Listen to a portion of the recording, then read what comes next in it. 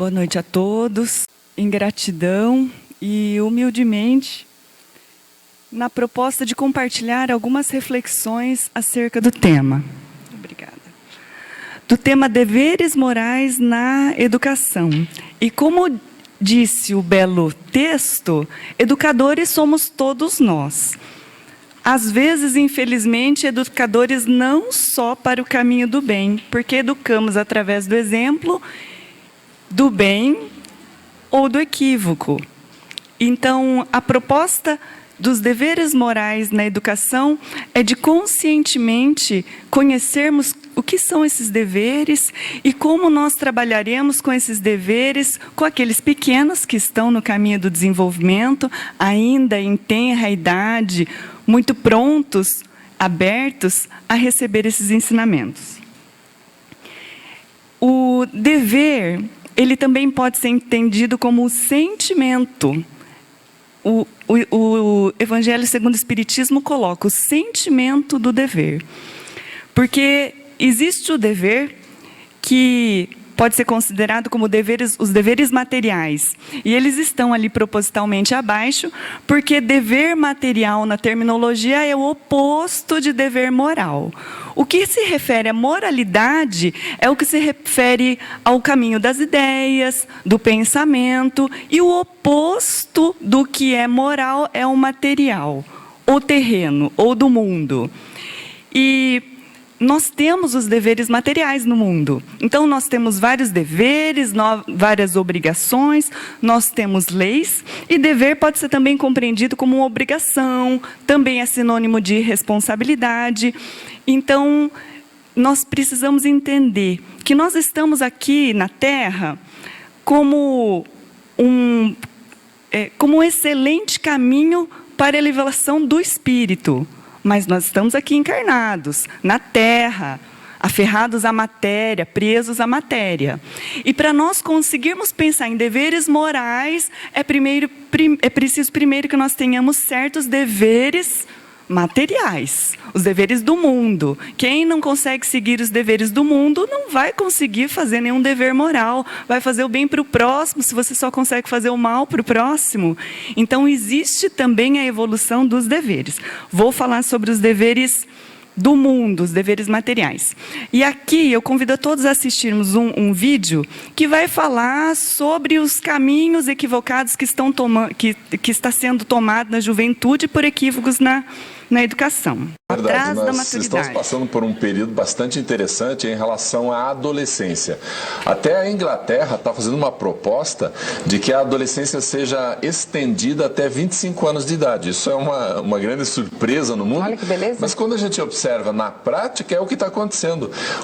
Os jovens estão dentro de casa ainda, aos cuidados de papai e mamãe, então continuam numa adolescência muito infantilizada. Eles não têm responsabilidade, não têm absolutamente nenhum trabalho a fazer, comprometimento muitas vezes com nada, e aí entram na universidade, totalmente imaturos. Aí o que está acontecendo? Algumas universidades estão perdendo muito tempo atendendo papai e mamãe. Eles vão lá e querem saber como é que meu filho está indo, ele está assistindo às aulas, como é que estão as notas. E eles se assustaram com isso e pensaram, puxa vida, perder tanto tempo é ruim para nós. Então vamos fazer o seguinte, vamos fazer uma reunião de pais. E aí já começaram as reuniões de pais em faculdades, em universidades. Para quê? Para corrigir algo que está acontecendo na prática nas famílias. Estão deixando demais soltos essas crianças que agora ainda estão estendendo a sua adolescência. A autonomia é uma mistura de dois fatores, responsabilidade e liberdade. Então esses adolescentes estão tendo muita liberdade, mas não têm a contrapartida que é a responsabilidade. As orientações normais que nós, psicólogos, damos, nós educadores damos aos pais, é de que desenvolva a autonomia dessa criançada, dê responsabilidade para seu filho já em casa. Então ele precisa, durante o tempo que ele está em casa, ter atividades domésticas, ter trabalho, ter responsabilidades, para que isso vá se estendendo, vá se ampliando, e aí entra na universidade responsável pelo seu próprio futuro. Estão vendo que grave que é isso, que sério. Então, o que ele diz? Então, os papais e as mamães, por superproteção, retardam a maturidade e eles chegam à idade adulta, porque se entrou na universidade, mais ou menos já é tido como adulto. Então, sem responsabilidade, e os pais precisam saber como vão as notas, se eles vão passar de ano, como está tudo indo. E ele fala sobre a autonomia. E a autonomia vamos entender numa linguagem espírita ou religiosa como livre-arbítrio. Então, vamos tomar isso como sinônimos do palavreado do mundo e do palavreado espírita ou religioso. Então, a responsabilidade, como ele diz aqui nesse texto, é a responsabilidade do dever material, do mundo. Você tem que ser responsável enquanto determinada idade pelas suas notas, pelo seu dever de casa, pelo que você vai fazer no trajeto da escola, tem que ir, tem que voltar. É importante como responsabilidade do mundo o cuidado com o corpo físico. É uma responsabilidade material. Como é que você vai desenvolver outros deveres morais se você não consegue cuidar do seu próprio corpo? Esses dias ouvi de uma mãe dizendo para o filho: filho, você é espírita e agora você sabe, a sua meta até o fim do ano é comer uma fruta e uma verdura por dia até o fim do ano, porque agora você sabe que se pode ir por suicídio, por descuido, por excessos alimentares, mas se você sabe que precisa cuidar do corpo físico e não cuida, você também vai por suicídio porque não está cuidando. Dever de cuidar do corpo físico, porque este corpo físico é o nosso instrumento, por enquanto, para a evolução moral. É dever de cuidar, de obedecer às leis, de pagar tributos, de, mais para frente, ter desenvolvida a autonomia, que, como ele falou, é a responsabilidade pelos seus atos, junto com a liberdade. Então, a liberdade é um prêmio que o indivíduo pode ter. Então, quando se pergunta, filho pode voltar que horas para casa? A partir de que idade pode fazer isso? Pode viajar sozinho? Cada um sabe o filho que tem, cada um sabe quem é aquele. E cada um sabe o quanto precisa apertar essa corda para estar mais próximo, aumentar a vigilância, para saber se vai conseguir dar liberdade. A liberdade é um prêmio. A autonomia é um prêmio pela responsabilidade que se conseguiu ter. Quem não junta os calçados não pode viajar sozinho. Quem não presta atenção não pode atravessar a rua sozinho. Quem não cuida das notas vai ser profissional como? Se não consegue nem estudar para a prova sem colar. Então, se vai colar como? Vai ser engenheiro colando, vai ser cirurgião colando, vai ser médico colando? Como é que é isso? Então, é preciso, sim, desenvolver a responsabilidade pelas coisas do mundo como base, para que mais para frente essa autonomia, também chamada de livre-arbítrio, que é a possibilidade de escolher conscientemente qual é o bom caminho a seguir. Por exemplo, nós temos deveres, que também são chamados de responsabilidades, que são as responsabilidades profissionais, e que no livro no Evangelho se diz, nós vamos falar de deveres morais, não os dos profissionais, os que as profissões impõem. Mas vamos falar um pouco sobre, então, o que são essas que as profissões impõem. Então, aqui está uma charge, uma brincadeirinha, mas cada um tem que cumprir o seu dever enquanto profissional. Agora, se não é profissional, o dever do trabalho. Trabalho como ocupação útil. Então, a dona de casa que cuida da casa, da matéria que é a casa, ela precisa cuidar com primor. É responsabilidade que está aceita nesse momento. Cuidar da casa, fazer uma comida bem feita, com carinho, com amor. O guarda precisa guardar, precisa cuidar, o presidente precisa fazer o seu papel, as pessoas que dirigem precisam dirigir conscientemente dentro das leis, precisam fazer o que precisa ser feito. O professor que ensina precisa ensinar. Então, imagina o que seria dessa sociedade material se cada um utilizasse a lei do mais esperto, e se ninguém está me olhando, eu não vou fazer muito bem, porque ninguém está olhando mesmo. E quando estiverem me olhando, eu vou ser o melhor profissional, o melhor funcionário do mundo. Então, isso não é responsabilidade, isso não é o cumprimento do seu dever. E este cumprimento do dever ainda é um primórdio do dever moral, porque se você não cumprir esse seu dever profissional, você vai ser mandado embora. Então, existe ainda um interesse pessoal, eu preciso trabalhar direito, porque se o meu chefe me olhar, ele vai me mandar embora. Eu preciso fazer esse trabalho, porque se a minha comida não ficar boa, vão reclamar. Então, existe o interesse, mas esta é a escola da matéria. Primeiro, vamos exercitar bem esses deveres. Aqueles que temos crianças em casa, nós vamos ensinar a ter responsabilidades. Porque a partir da aquisição dessas responsabilidades da matéria, nós vamos conseguir introduzir as outras responsabilidades, os outros deveres, que são os deveres morais. O dever, então, como um sentimento. Então, o dever, ele é tido no mundo como um dever, uma obrigação, o cumprimento das leis. Porque se você não cumprir, você vai sofrer sanções, você vai ser penalizado, vai pagar multas, o que diz a lei dos homens. Mas, iniciando a reflexão do dever moral, o dever é um sentimento. Então, se é um sentimento, ele existe dentro do coração de cada um, e esse sentimento vai gerar as ações. A partir do que você sente, você vai ter ações, vai ter pensamentos, vai ter outras coisas. O triste é que nem todo mundo tem sentimentos bons.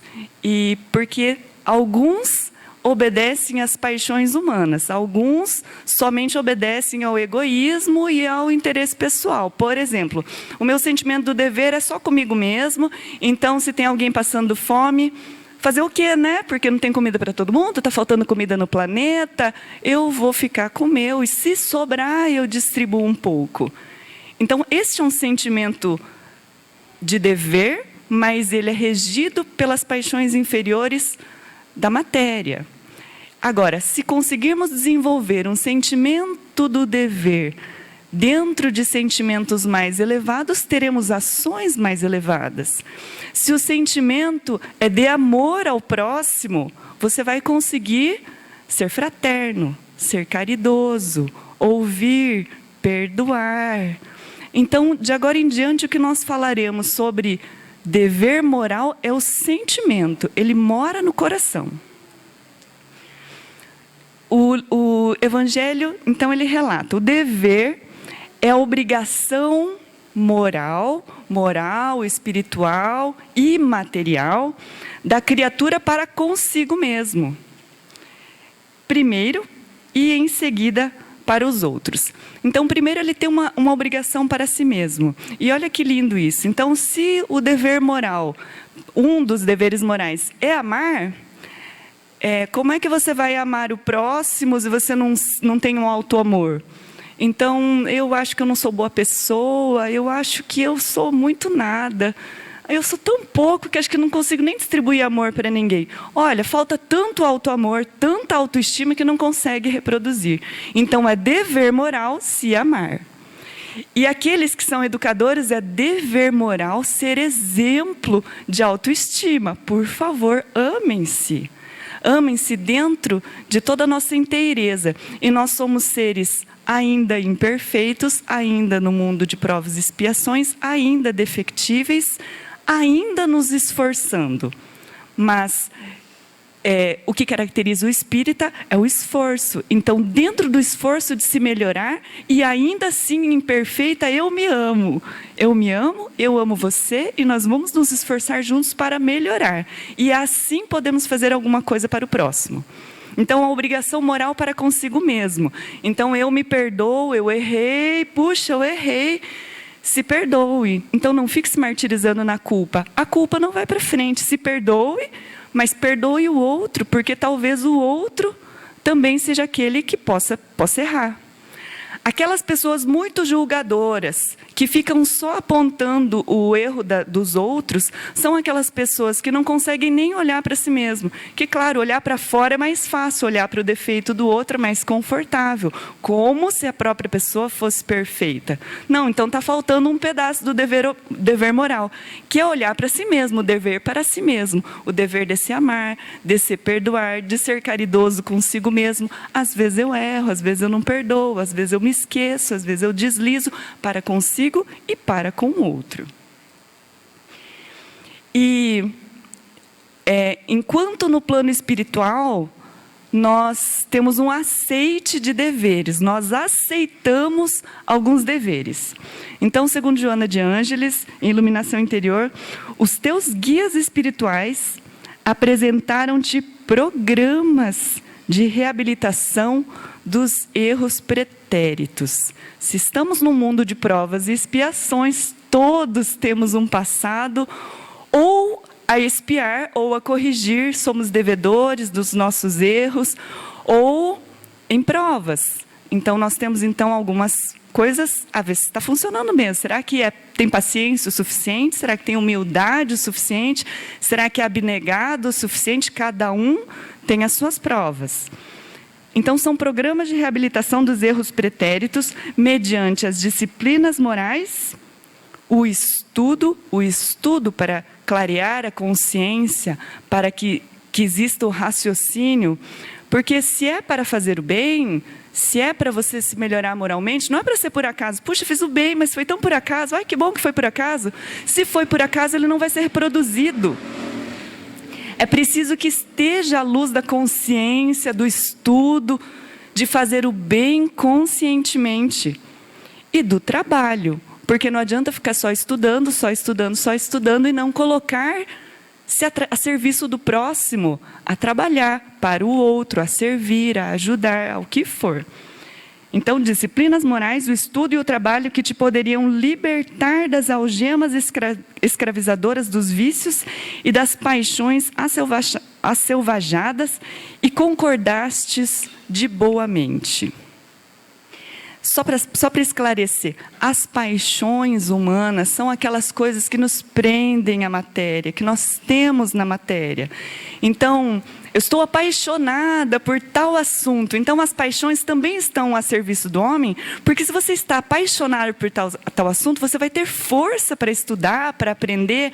Mas, por outro lado, essas paixões também podem ser usadas em outras coisas. Por exemplo, para o egoísmo. Ah, não, agora chega de ficar pedindo dinheiro, de pedindo ajuda, só penso em mim mesma. Então, o egoísmo, a avareza, todas as paixões, todas aquelas coisas que ainda nos prendem à matéria. Então, se for pensar o que é paixão, paixão humana são aquelas coisas que nós temos aqui. E que quando nós partirmos, então não vai ter dinheiro para ser avarento, não tem coisa para você se prender, para ser egoísta. Então, concordaste de boa mente. Então, conversou com seus guias espirituais, eles te propuseram e você concordou. Discutiram contigo de forma que tivesse suficiente claridade mental para aceitares ou não os deveres carregados de responsabilidades e lutas. Isso significa que, além do dever moral que vamos falar, de vários deveres, existem deveres que foram combinados no mundo espiritual. Os seus guias, os nossos guias, conversaram conosco e nós chegamos. Existe também uma mensagem vinha de luz de Emmanuel que diz que se você ainda não vê a claridade, se você não vê a felicidade, a alegria bater à sua porta, mas se não, às vezes, a doença física, às vezes o trabalho, às vezes as dificuldades, lembra-te que, às vezes, você está aqui no dever de você se reparar dos seus erros pretéritos. Então, aceita o dever do trabalho a cumprir. Isso significa que cada um pode ter um dever diferente, um dever moral. Cada um tem uma questão existencial a cumprir, cada um tem deveres diferentes, já combinados, e eles estão guardados na consciência. E é preciso, então, despertar. Desperta tu que dormes. Porque se isso foi combinado no mundo espiritual, há pessoas que passam a vida dormindo. E eles só ficam aqui nesse mundo de matéria, pensando que isso é toda a verdade. Percebem vagamente a produção, o trabalho incessante da natureza. Até a natureza trabalha. Mas não se recordam da obrigação de algo fazer em benefício do progresso coletivo. Cada um tem algo a fazer. Até a natureza faz. Por que a gente não faz? Por que há quem não faça? diante da árvore que se cobre de frutos, ou da abelha que tece o favo de mel, não se lembram do comezinho dever de contribuir para a prosperidade comum. Cada um pode ter seus deveres ou suas dívidas, tem como dever a resolução, a paga de suas dívidas do passado, tanto quanto o dever de trabalhar, de servir ao próximo. Então, desperta. Todos nós estamos aqui com outros deveres. E tudo isso está guardado na consciência. O dever íntimo, o dever de cada um, o dever íntimo do homem fica entregue, fica guardado no livre-arbítrio, entregue ao seu livre-arbítrio. Perdão, ele não fica guardado na consciência. O aguilhão, o guia da consciência, guardião da probidade, da retidão, do ser certo interior, o adverte e sustenta. Mas muitas vezes mostra-se impotente diante dos sofismas da paixão. Então, de novo, nós temos aqui, segundo a imagem, nós temos o livre-arbítrio, nós temos vários caminhos a decidir. Então, nós somos livres. Cada um tem que ter autonomia para escolher qual caminho vai seguir. E qual caminho é o melhor a se escolher? Então, pergunte à consciência. A consciência sabe. Mas a outra pergunta é, como é que a gente escuta a consciência? A consciência ela vai ser só ouvida através da meditação. E os orientais, como descendentes japoneses, eles têm uma coisa muito honrada, que é a concentração. E a meditação nada mais é do que a concentração da mente. Concentrar a mente é colocar em paz. E os chineses dizem que a mente, essa mente física, que pensa, faz conta, tem que comprar pão, tem que comprar leite, tem que consertar a chave do armário, essa mente é tida como um macaco louco, que pula para todo lado. Então, os orientais colocam que a disciplina mental é conseguir controlar esse macaco louco que pensa para todo canto. Então, ouvir a consciência é aquietar essa mente que não para de pensar. Para de pensar, adquira um pouco de consciência, um pouco de paz, um pouco de aquietação e escute o seu coração. Porque o sentimento, ou o dever como sentimento, está no seu coração. E a sua consciência é a guardiã dos seus deveres. Alguém pode ter como dever, olha, puxa vida, minha sogra está doente, minha sogra está doente também, minha sogra está doente, a família passa por uma situação difícil, não muito ainda, mas cada um tem uma missão a cumprir. Olha, tive um filho especial, tenho um filho que me dá trabalho, eu tenho um cunhado que dá trabalho, um filho, um vizinho, um familiar, que lhe dá muitas dores morais. E, às vezes, o seu dever moral é se reatar, é amar, acolher esse familiar difícil. Cada um, guardado dentro da sua consciência, tem o seu dever moral, além do dever moral de contribuir para a sociedade. O livre-arbítrio, ele é sustentado pela consciência, mas ela pode ser influenciada ou pelas paixões e más tendências humanas. Então, cada um tem o seu livre-arbítrio, a consciência fala o livre-arbítrio, mas é muito difícil. Os mentores espirituais, eles dizem que é uma batalha ouvir a consciência. É uma batalha mesmo. Aqui eu coloquei atitudes antiéticas corriqueiras da sociedade brasileira. Jogar lixo na rua, falsificar assinatura, várias coisas. Porque muitas vezes nós temos a consciência, mas ninguém está vendo. Então você vai se voltar ao que o mundo faz, porque todo mundo faz, então, ou porque ninguém está vendo. Então você tem consciência, mas ninguém está vendo. Então, você está sendo influenciado pelas más tendências ou pelas paixões humanas, pelo egoísmo, pelo orgulho, pela vaidade. Quero aparecer, quero que ninguém veja, quero parecer ser melhor, quero ter um pouco mais, quero parecer mais bonita e tudo mais. São todas as paixões humanas. Ou você pode ter o livre-arbítrio sustentado pela consciência e iluminado pelo compromisso austero, compromisso sério com a consciência. Foi firmado, mas quando nós mergulhamos na matéria, às vezes esquecemos. Então, aqui um exemplo de trabalho voluntário. Trabalho voluntário como uma forma de servir ao próprio. Agora, o voluntariado, abrindo um parênteses, existe um pequeno limite entre eu estou voluntário porque eu quero fazer um bem para as pessoas, porque eu tenho dever moral para com a sociedade, ou porque eu quero falar para todo mundo que eu faço parte do voluntariado de tal equipe, e você ficar falando para todo mundo que eu sou voluntário de tal lugar, de tal lugar, de tal lugar, isso é vaidade.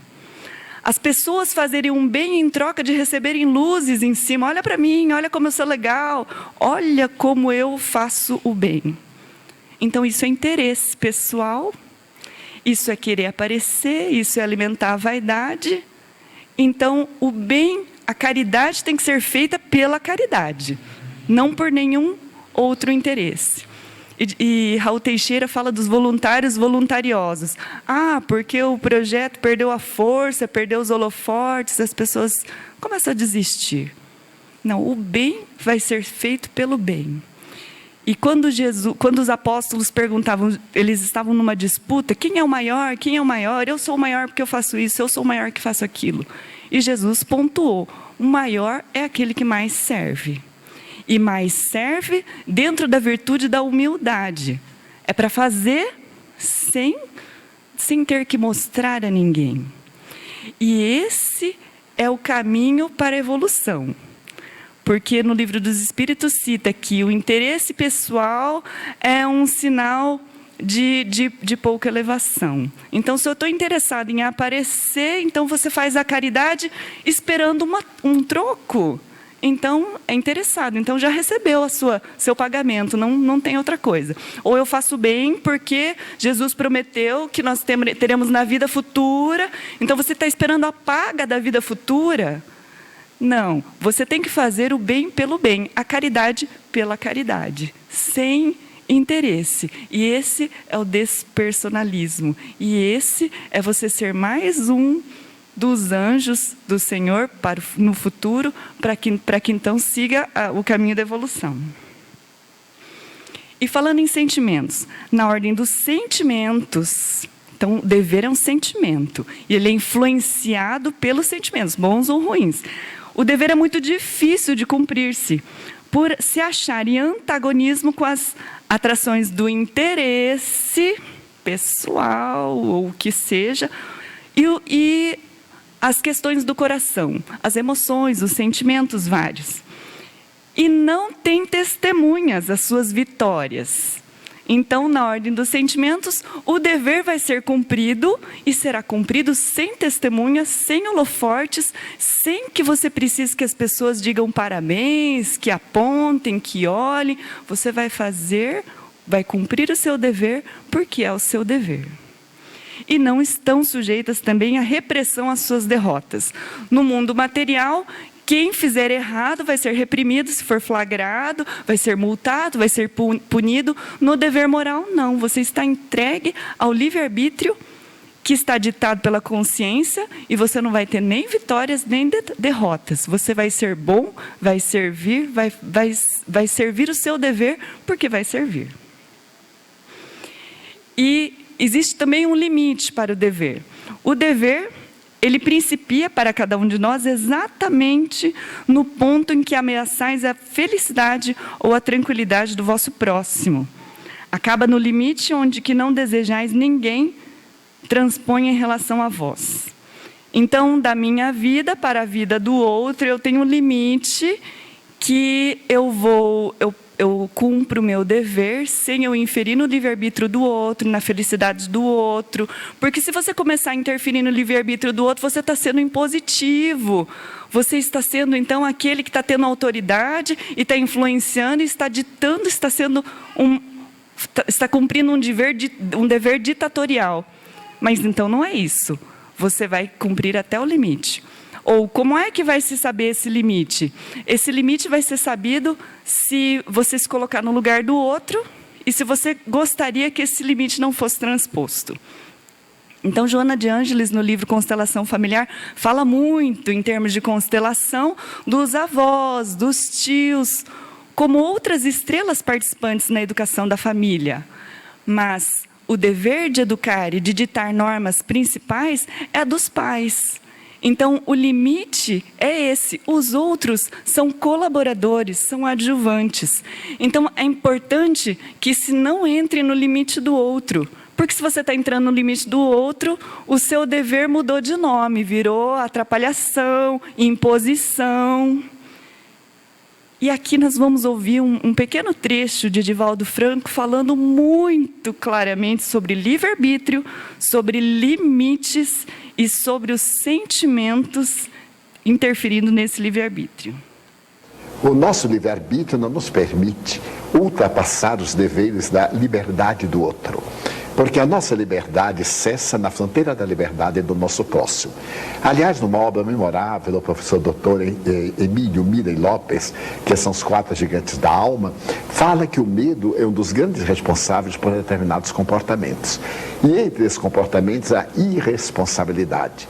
Quando nós somos vítimas de qualquer circunstância que nos leva a um estado de medo, logo depois de ira, de pavor ou de agressividade, a consciência da responsabilidade anula-se e o indivíduo selvaja-se, perdendo, portanto, esse controle que deve viger em todos os nossos atos. Então, toda vez quando estejamos diante de circunstâncias que não sejam as ideais, deveremos manter um certo controle sobre nós mesmos e limitar o nosso livre-arbítrio para que esta liberdade não se torne libertinagem. Então, Divaldo fala sobre o controle de si mesmo, sobre o quanto é difícil ter controle sobre o livre-arbítrio, porque quando você está sob fortes emoções de medo, de ira, de raiva, aconteceu um monte de coisa, quero ver quem é que mantém ainda, mantém sã a sua consciência. Então, ele esclarece, é importante que cada um se acalme, que aprenda a ter controle sobre si próprio, aprenda a ter controle sobre sua mente, aprenda a compreender seus pensamentos e sentimentos, porque os seus sentimentos gerarão as ações. Aquele que está só reagindo ao que acontece, tipo assim, toma cá, dá lá, olha, me bateu, vai tomar de volta, está dentro do nível dos instintos. Então, isso é um nível muito primitivo. A consciência é um despertar lento, gradual e treinado. Porque é difícil treinar a mente e treinar os sentimentos para que, então, a gente nunca perca a voz da consciência dentro de nós. Falando sobre a dor. Então, Deus criou todos os homens iguais para a dor. Da igualdade em face da dor, é uma sublime providência de Deus, que quer que todos os filhos, instruídos pela experiência comum de dor, todo mundo sente dor física, dor moral, não pratiquem o mal, alegando ignorância de seus efeitos. Há muitos anos uma paciente falou para mim, doutora, não é porque você é doutora que a gente é diferente, não. E eu estava muito no começo da profissão. Porque é o seguinte, a nossa dor é igual, porque ela está aqui, ó. Então, muito sabiamente, então eu, recém-formada, me achando, a nossa dor é igual.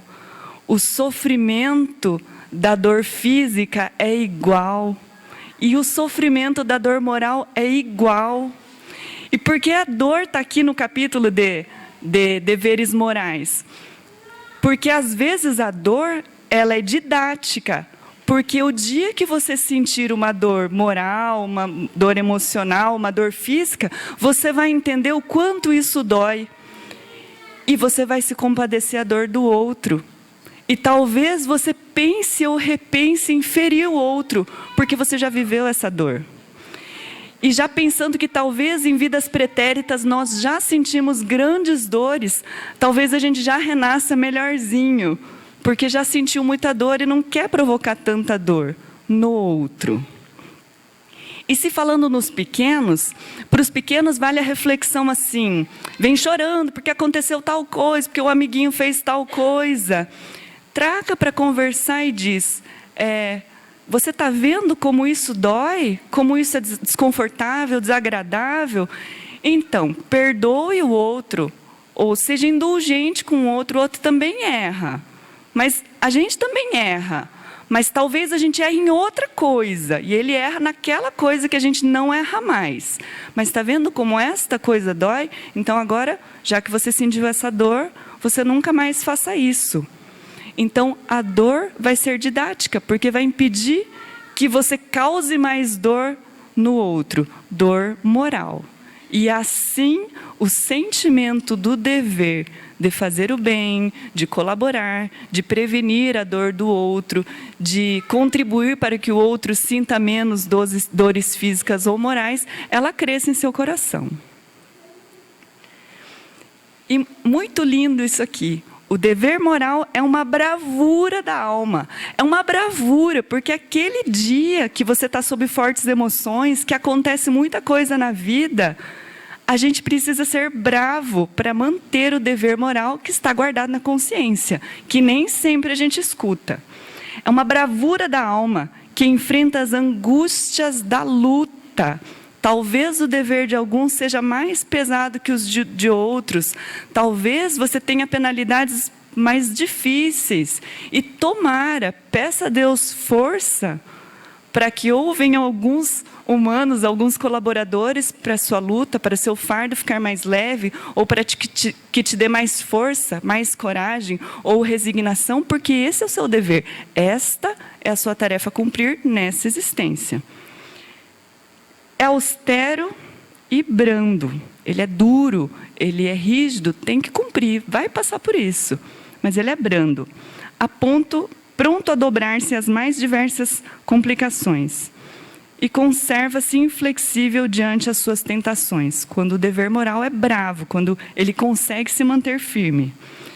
Então, a consciência vai te deixar ao mesmo tempo juiz e escravo em causa própria. Juiz por quê?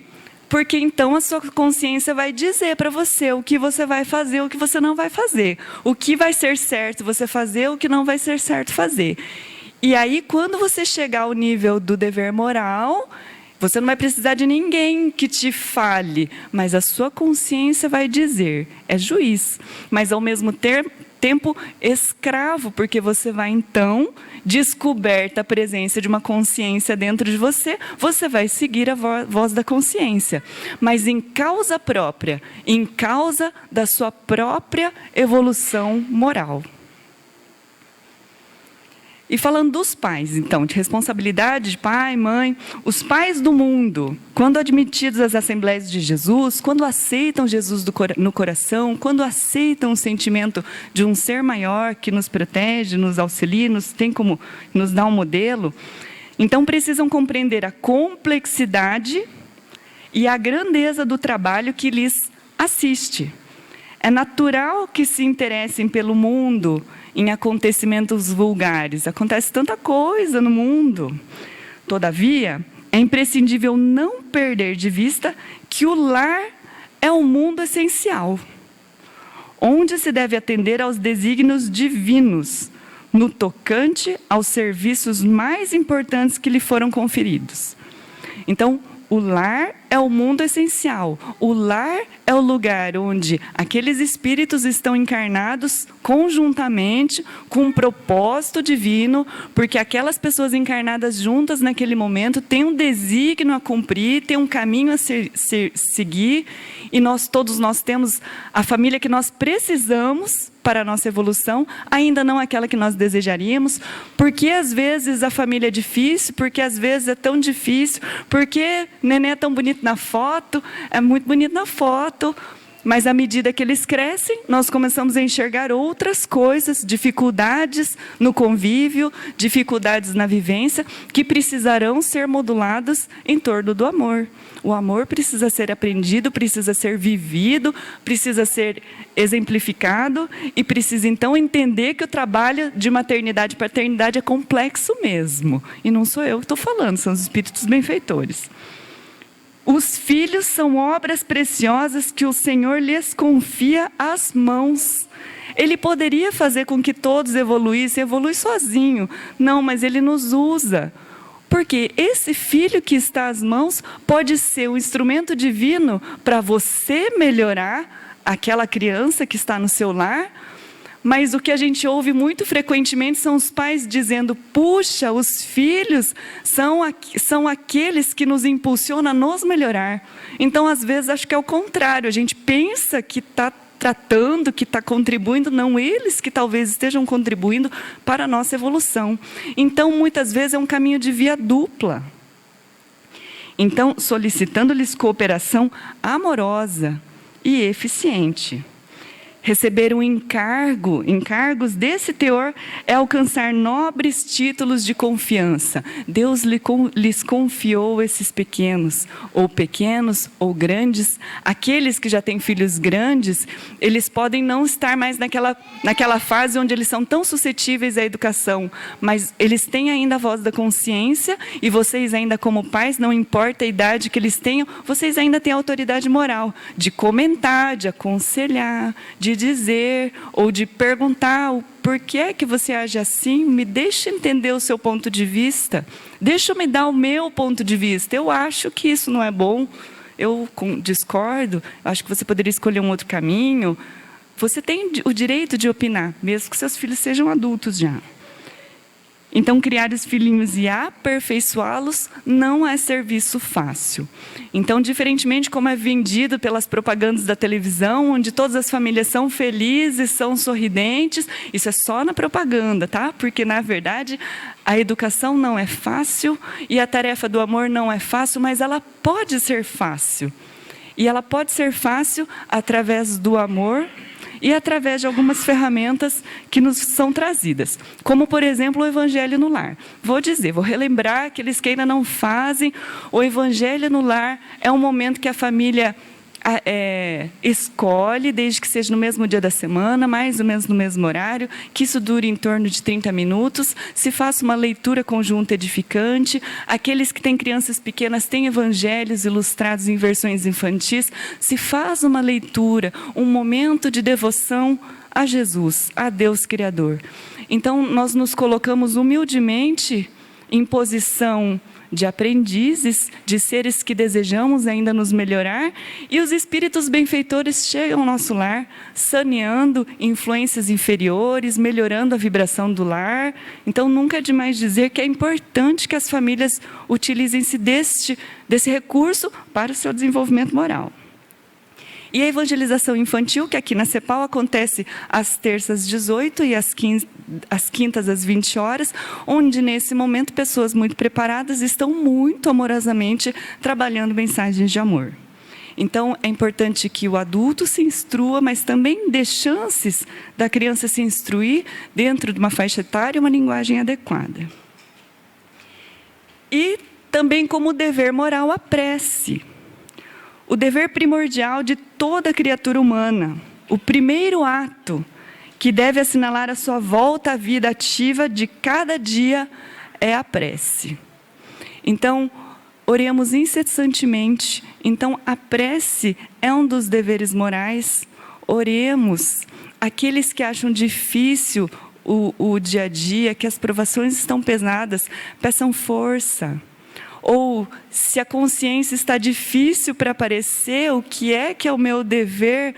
Ore à noite, para que então seu guia espiritual lhe esclareça, peça claridade. ore incessantemente, não precisa ser no local. E o Espiritismo tem outra coisa maravilhosa, que ela ultrapassa a fé. Porque em meu passado de outra religião, olha, nós temos que orar porque nós temos que orar. O Espiritismo diz, nós temos que orar porque a prece mobiliza fluidos. E a prece feita de coração, ela pode mobilizar fluidos a ponto de curar aqueles que estão enfermos. Então, alguém também falou no grupo de pais que não existe prece mais poderosa do que o de uma mãe ou de um pai. Mas por quê? Porque é uma prece cheia de amor. Essa prece de uma mãe para um filho doente é a prece mais repleta de amor. Então, que a gente transfira esse amor, e esse amor em forma de vibração vai chegar. Os espíritos benfeitores que estiverem a caminho, eles vão nos auxiliar, ou talvez eles vão avisar outras pessoas, e talvez você escute no seu coração como dever moral, acho que eu vou ligar para tal pessoa, acho que eu vou visitar tal pessoa, acho que eu vou dar uma mão para tal pessoa, porque passou pela minha cabeça. Pode ser um benfeitor que esteja te acionando para cumprir um dever moral, para o trabalho. E por fim, a caridade prática, caridade do coração, a caridade para com o próximo, caridade amorosa, desinteressada, como para o próximo como para si mesmo. Numa palavra, caridade para com todos. E amor a Deus acima de todas as coisas, porque o amor a Deus resume todos os deveres. E porque impossível é amar realmente a Deus sem praticar a caridade, da qual fez Ele uma lei para todas as criaturas. Qual é o nosso dever moral principal? É amar. Amar realmente a Deus. E não basta só amar, porque é impossível amar a Deus sem praticar a caridade. Pratique a caridade conforme entendia Jesus, através da indulgência, da benevolência e do perdão. Se alguém erra, perdoe que se erra, faça vista grossa, faça uma prece. A benevolência, a bondade para com o próximo, a fraternidade, o perdão às ofensas, todos nós estamos no caminho da evolução. Então, o amor. Como é que se ensina isso para a família, para as crianças? Se ensina através do exemplo e através da conversa, dentro de todo possível. Então, dignificando, dando dignidade aos seus deveres austeros, seus deveres difíceis, duros mesmo, em relação ao trabalho, à alegria de viver e à irrestrita confiança em Deus. Então, dever em relação ao trabalho. Trabalhe. A natureza trabalha, as árvores trabalham. Por que você não vai trabalhar? E o trabalho, não importa qual seja o seu trabalho, mas trabalhe com amor. Sirva o próximo com amor. Não importa o que quer que esteja fazendo. Porque o trabalho é toda ocupação útil. É aquilo que você pode fazer para o outro. A alegria de viver.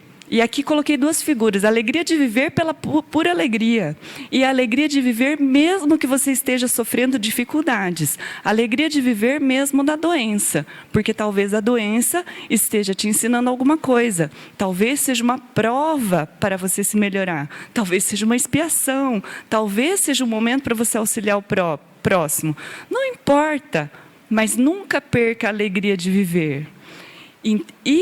E tudo isso junto com a irrestrita confiança em Deus. Confiança em Deus de que Ele tem seus desígnios divinos. E se hoje você sofre dores, talvez você precise aprender alguma coisa com isso. Então confie em Deus. Se você acha que trabalha muito, se você acha que a vida é dura, mas trabalho em termos de eu tenho muita coisa para fazer, tenho gente para cuidar, tenho muitas responsabilidades, não tenho marido, não tenho... A vida ficou difícil, não é para ficar se lamuriando, mas é para manter a confiança em Deus, que Deus te colocou talvez nessa situação para você se melhorar. Então retornarás feliz após a tarefa cumprida, após o dever cumprido, como vencedor das próprias imperfeições. que é, em realidade, o que mais importa. Como havia num livro infantil, se a Terra é uma escola, a matéria é o material didático. A matéria é o material didático, mas não importa o seu caderno, se o seu caderno é mais bonito, se o seu lápis de cor é mais bonito, se o estojo é mais bonito, mais feio, mais chique. O que importa é o aprendizado. O que importa é o que você conseguiu se melhorar. É você vencer as próprias imperfeições. Então, para encerrar, como dever moral maior, é o que Jesus nos ensinou. Amarás o Senhor teu Deus de todo o seu coração, de toda a tua alma e de todo o teu espírito. Este, o maior e primeiro mandamento. Amar a Deus, mas amar e confiar que o que Deus te colocou agora é o melhor para você. E tendes aqui, e aqui tendes o segundo, semelhante a esse. Amarás e servirás. Amarás o teu próximo como a ti mesmo. Então, que nós aprendamos a nos amar para também amar e servir ao próximo. Muito obrigada pela oportunidade de aprendizado. Que retornemos aos nossos lares em paz e consciência tranquila.